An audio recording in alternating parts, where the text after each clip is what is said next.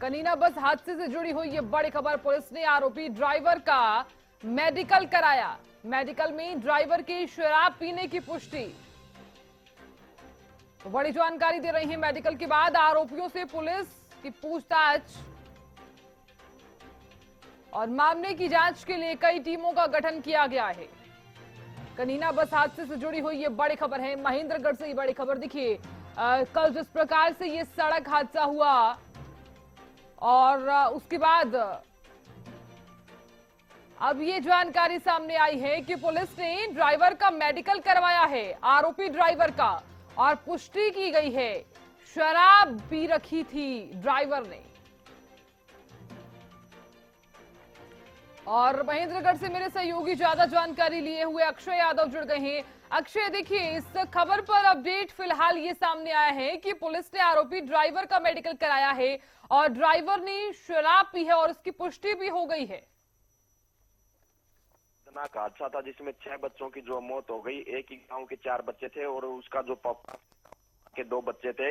उसके बाद मामले की जांच शुरू होती है और जो आरोपी जो ड्राइवर था वो मौके से फरार होता है। उसको पुलिस के द्वारा काबू किया जाता है और इसके साथ ही जो स्कूल की प्रिंसिपल थी, साथ ही जो सचिव था, उन 3 लोगों को गिरफ्तार किया जाता है।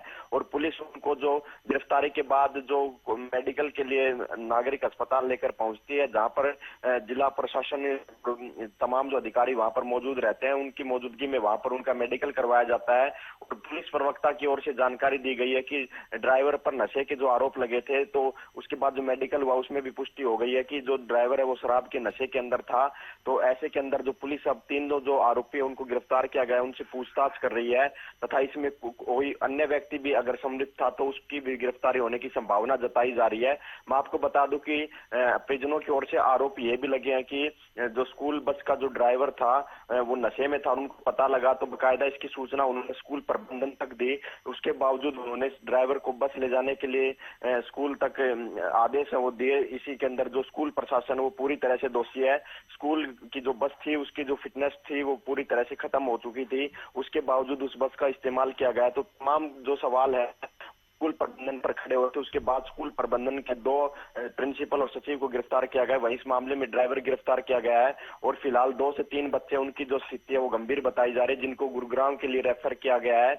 उनका गुरुग्राम के अस्पताल के अंदर जो उपचार जारी है और फिलहाल जिला प्रशासन की ओर से 6 जो मृतक है उनकी जो पुष्टि है वो की गई है और पुलिस भी इस मामले की जांच करे। इसके अलावा जिला प्रशासन के द्वारा 2 टीमों का गठन किया, जिसमें एडीसी के साथ जो एसडीएम और डीएसपी सहित जो कई अधिकारी लगाए गए, जिन जो जांच इस पूरे मामले की करेंगे। और डीसी महेंद्रगढ़ की तरफ से ये भी आदेश दिए गए जितने भी निजी शिक्षण संस्थान महेंद्रगढ़ में है उन सभी की जांच की जाए कि उसके अंदर जो परिवहन की व्यवस्था के अंदर जो बसें लगी हुई है, क्या उनके पूरे जो कागजात हैं और जो सुरक्षा के जो नियम जो बसों के अंदर होने चाहिए, क्या वो पूरी तरह से लागू किए गए हैं।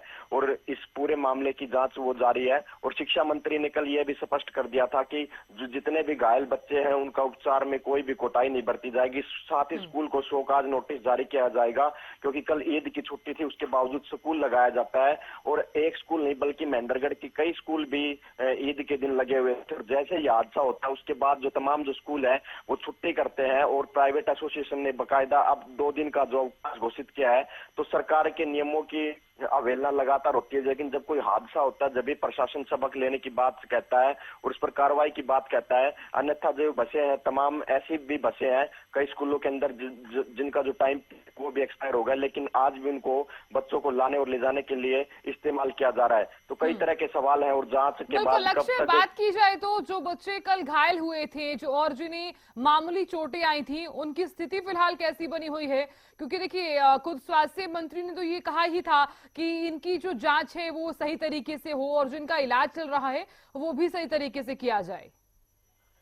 बिल्कुल 15 के करीब बच्चे थे, उनको रेवाड़ी के निजी अस्पतालों के अंदर भर्ती करवाया गया था और 2 बच्चे थे जिनका उपचार कनीना में था। 5 को नारनौल के लिए रेफर किया गया था। तो इनमें से 3 से 4 बच्चे थे जो आईसीयू के अंदर थे और शिक्षा मंत्री ने इसकी जानकारी दी थी, क्योंकि खुद वो मुलाकात करके रेवाड़ी से होते हुए महेंद्रगढ़ पहुंची थी। तो उन्होंने कहा था 3 से 4 बच्चों की जो स्थिति है वो गंभीर है। तो ऐसे में उनको जो बाद में गुड़गांव के लिए रेफर किया गया था ताकि उनको अच्छा बेहतर उपचार मिल सके और वो जिंदगी और मौत के बीच फिलहाल जूझते हुए बताए जा रहे हैं। तो ऐसे के अंदर उनका गुड़गांव के अंदर इलाज चल रहा है और पुलिस की जो कई टीमें हैं वो फिलहाल जांच के अंदर जुटी हुई है और इसमें जो गिरफ्तार आरोपी है उनसे पूछताछ की जाएगी।